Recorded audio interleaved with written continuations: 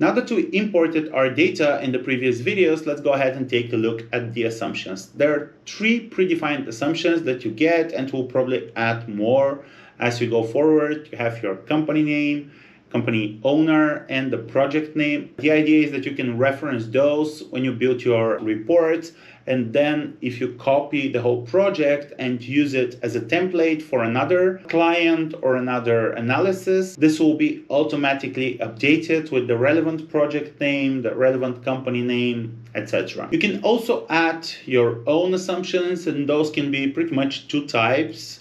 So one thing that we can do is, let's say I plan to use this as a template in different industries, so I can add an assumption called industry, call it retail, and then everywhere throughout my analysis, be it text or table or whatever, where I reference industry in double curly brackets, I'll get retail.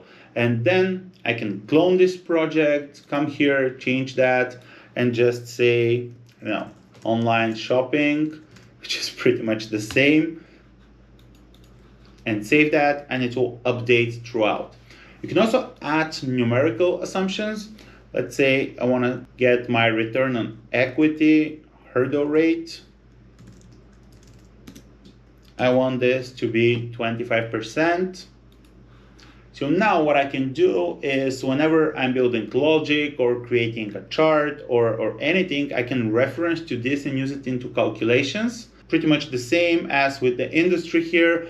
As soon as I copy the whole project and I change this number, it would be reflected throughout my whole project.